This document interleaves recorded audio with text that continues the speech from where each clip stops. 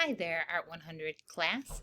This is your video overview of Lesson 6, and the theme for Lesson 6 is ways of looking at abstract art. I know that's a little bit different, that ways of looking language is different than the other lessons we've had, which were usually more about a specific topic, not a way of looking. But I thought this would be a good way to end our semester. And one of the reasons I thought that is because I've noticed that not everybody, but a lot of students seem pretty intimidated by abstraction.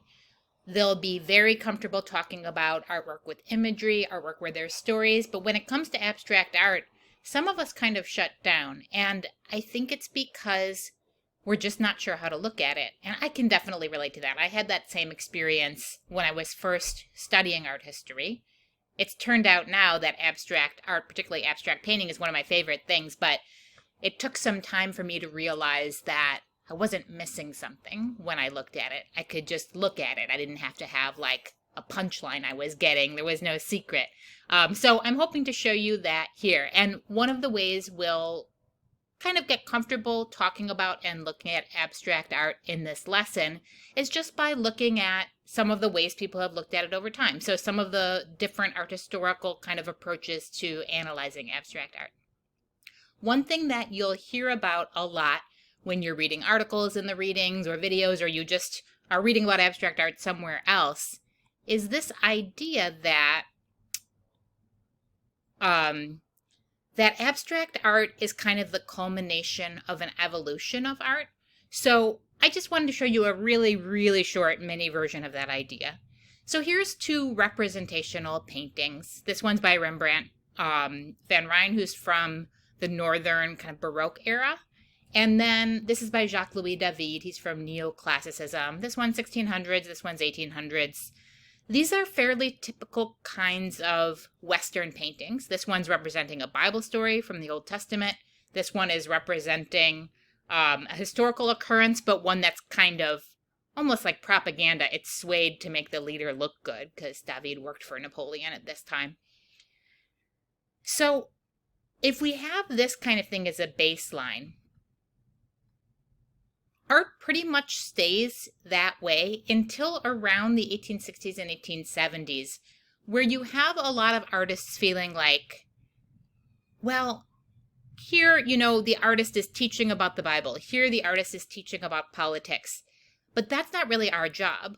Our job as artists is just to show what color can do, just to show how paint looks on a surface. And you start having that attitude happen and really change things, again, around the 1860s, 1870s. We saw that a little bit with Impressionism already in this class. Whistler, although he's not French and sometimes is in a little bit of a different group, his work is very similar to Impressionism.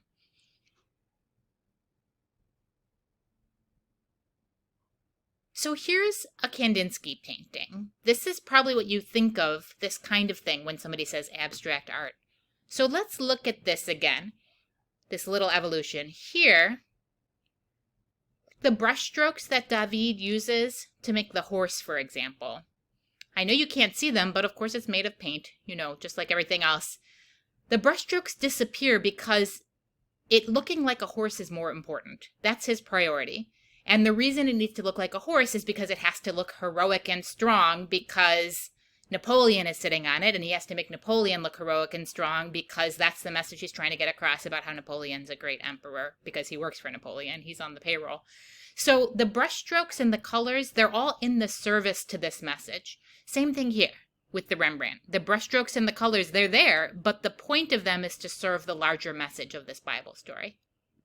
Here, the brushstrokes and the color are just there to be themselves. It's still a landscape, and it gives you a feeling of kind of the weather and the time of day, but that isn't so important. It's more just the way the colors go together. So brushstrokes here, which the point of them is to be a horse, here, they're much more able to just be themselves. And then this is like an extreme version of that, where the brushstrokes and the colors and the shapes are just there to kind of do their own thing. The rhythm of them, the arrangement of them, it doesn't mean anything beyond just how it looks, the feeling of it. There's no message here that you can say in a sentence, even though I think we can all kind of feel a feeling from it. This one I think is almost like the most extreme version of this kind of evolution we're looking at. This is by Jackson Pollock, who we'll talk about in class. But, here the colors and the brush strokes and the shapes are just doing their own thing. Here, it's like just the nature of paint, the way it drips, the way it spreads out when you throw it at something, that becomes all that the painting is about in some ways. So we'll talk a lot more about this particular painting in class, but I just wanted to give you a sense of that evolution. So that's one of the ways that people understand abstract art. There is a word that will come up in this lesson that I find that people get a little confused about from reading about it. It's just easier to show it than to read it. So I thought I would just do a little explaining of it right now, and you'll see when it comes up in class. So it's this word automatism. That is an idea that was important for the surrealists. And it's this notion that you can avoid conscious intention, so like reason and thinking. You can avoid that when you're making a work of art and make it more intuitively, kind of just like letting the deeper recesses of your psyche flow out rather than going through like what you've learned and what you think is good and, like rules that you have basically. So it's trying to have the artist not use reason and just let something deeper kind of come out. And in this idea from surrealism, they were using things from psychoanalysis, specifically from Sigmund Freud's ideas about how you can get the unconscious mind to just flow out, how you can allow yourself access to it, because usually it sort of hides from us. So when it comes to art, there's different strategies for this, and I thought I would show you one. You'll actually have a chance to do something like this for your project if you want. So last night, I spilled some coffee on a piece of paper. Here's the spill. The reason I did this is because I was going to do a drawing, and I didn't want to look at a blank piece of paper and then just draw something, because I knew I would rely on the things that I think are good. Like the things that I think are interesting, the things I already know how to draw. I would fall back into kind of habits. But by spilling this coffee, I made this stain that I had no control over. So this was random. It was by chance. Then, after the stain dried, I just looked at it and I tried to see what I could find. I started noticing shapes like, see this one right here? To me, that seemed like a belly button on a belly. And so I just started adding to it. So you can still see the stain here. Here's that belly button. It turned into this lady in a crop top with some kind of a flower shirt. There's some animals in the background. It looks like some sort of monster with a camel head and a walrus head. Who knows what Freud would have to say about this. But anyway, what I did here, and I wasn't taking it too seriously. I was just having fun. But I let this chance thing be the thing I responded to. So I just looked at it and found what I could find and sort of made it into something, which turned out to be this. And this is never something that I would have come up with on my own. I wouldn't have sat down with my conscious reason part of my brain and decided to draw this weird thing. So that's why the surrealists like this. This is a type of abstraction that allows you to kind of get your reasonable part of your brain out of the way. Okay, so anyway, that is automatism, avoiding conscious intention in producing works of art. Hopefully that helps when you get to it in the readings, that little explanation. Here's the one from your study guide that uses automatism that we'll look at. His is much, much better than mine. But you can see these shapes were generated by chance. In his case, he just flung sand onto wet paint and then shook it off, and this is what stuck. Okay.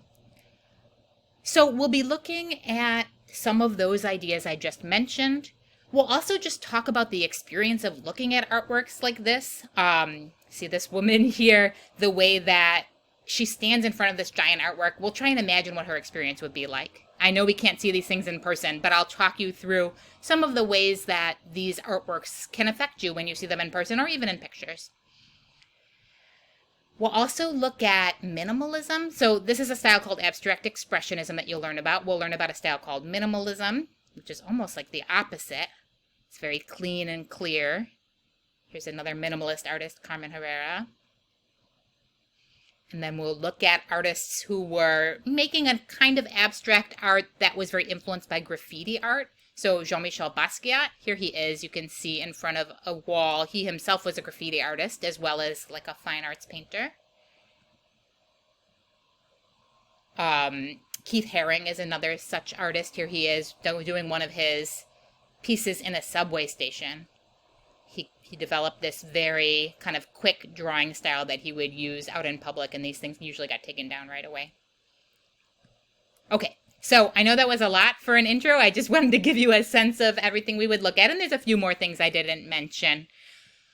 Here's what you have to do in terms of a to-do list. It's a little bit longer than usual because this is our last bit of class. So you have readings and videos to take notes on. There are less than usual. I kept it a little bit shorter. Study guide to review is also a little shorter than usual, but leave yourself time. There's still a lot there.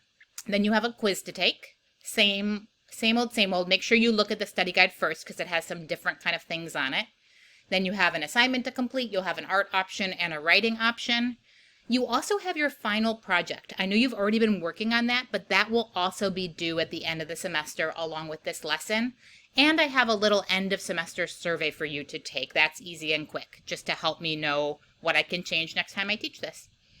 Okay, so that's everything for this lesson. Go ahead and get started on it. And, as always, reach out if you have any questions. Bye.